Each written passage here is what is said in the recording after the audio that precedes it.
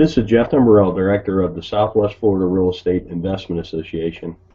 Here to talk about real-world real estate investing part 1. This is going to be the first video in a longer series of videos. This mirrors presentations we have been doing in the Southwest Florida REIA for the last 3 months. Disclosure, we're sharing our own experiences and knowledge with you. Please do your own due diligence before utilizing anything here. This is not to be construed as investment advice, and you should seek competent counsel before trying this at home. In the past 3 years, we've assisted and advised and had ownership interests in several private equity entities that employed over $14 million in capital in the Florida market, which gave us not only unique insight as to the amount of business we've done, it also gave us some great insight into how institutionalized investors employ capital. Number one key to being successful is understand what you're there to do. In my opinion, this is the most important thing. There's so many people running around the world. There's a lot of people wanting to run around and try and do real estate investing.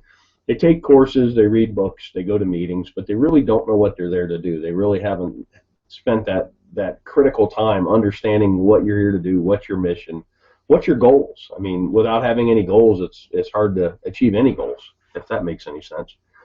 From our experience, the clearer the plan you have, you will be able to operate with a margin of safety. And that's the key word in this business, a margin of safety, because the ones that survive, last, and grow true wealth are the ones that don't make mistakes or make mistakes that you can recover from. Investing in real estate. Investment is the purchase of an asset or an item with the hope that it will generate income or appreciate in the future and be sold at a higher price. Keyword, the future for investing. So what does that mean? The act of committing capital to an endeavor with the expectation of obtaining an additional income and or profit. That's what investing is. Something I've learned over the years is kind of like a narrative. It's a why in the road when you're talking to somebody that's in real estate. Are they a trader or are they an investor? Investors buy and hold. They get a return from the assets they own. Traders wholesale. Traders fix and flip. Nothing wrong with it. I do it. I've done it in the past. I'm trying to do it again today. I'm doing a marketing campaign as we speak, looking for contracts to wholesale. With that said, it's two different narratives and even two different valuation processes, investor versus trader. You need to recognize the difference between the two. Basic questions for an investor. How much capital are you employing? What's your desired rate of return? When are you going to need this capital back? And then what's your risk tolerance? Those 4 questions are how you determine what you're there to do. Then we'll talk about capital. There's an opportunity cost of capital, and particularly when you're raising capital, which I've been part of some private equity raises, you really need to understand what other opportunities are out there for investors, because generally why would you buy a piece of real estate that pays you 2% a year with all the headaches associated with that, when if you could at the same time own a CD at 5 with none of the headaches. Give you a chart on 10-year T-bills, talk about opportunity cost.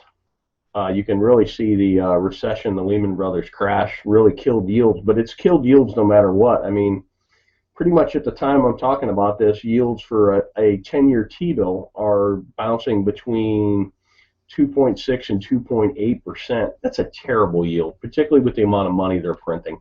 Then you go back 10 years, and this is why investment real estate has become so popular, because it's one of the few places you can get a yield.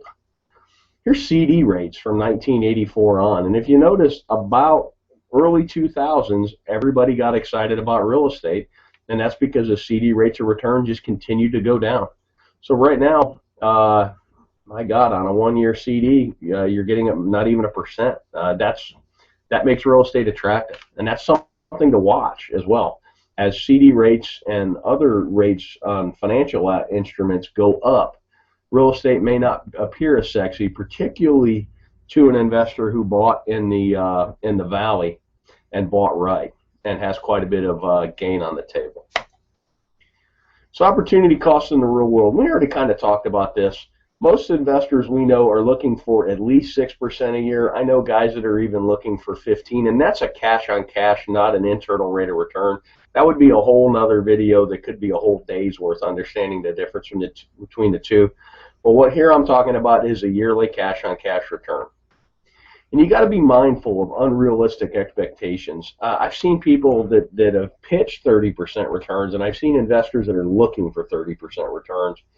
And it's really hard to do. There's a lot of randomness and a lot of happenstance, and you're going to lose a lot more than you're going to win when you're dialing up those kind of deals. Unrealistic returns can lead to bad decision making because you seem to be chasing the golden goose instead of chasing a stable investment that pays you to own it. Let's talk about risk tolerance. These are two great quotes by Warren Buffett. And the risk tolerance is really age dependent and your financial situation dependent as well.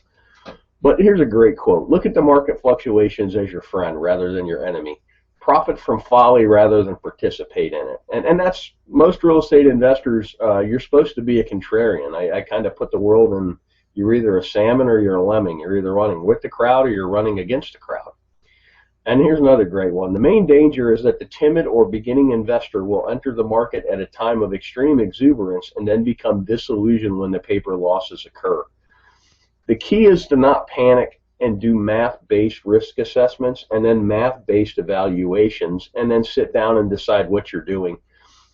You could have bought a home in Cape Coral, Florida at the height of the market at 320 and paid cash, held it all the way through the crash, and still got a better rate of return than CDs, and it's a terrible investment because your basis is so high.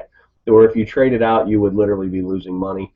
But it's sad but you actually would have outperformed the CD, and that's kind of a interesting thing. We did some case studies of people that had bought at the top and had they held and if they had mortgages, and I think that video is on our YouTube channel as well. Thanks for watching. You can always check out our website at SWFLREIA.com. There should be a link at the bottom of this video. If you're on our website, put yourself on our mailing list. We send out a lot of foreclosure information. We send out our meeting notices, and we also from time to time send out information like this. I hope this information is useful to you, and make it a great day.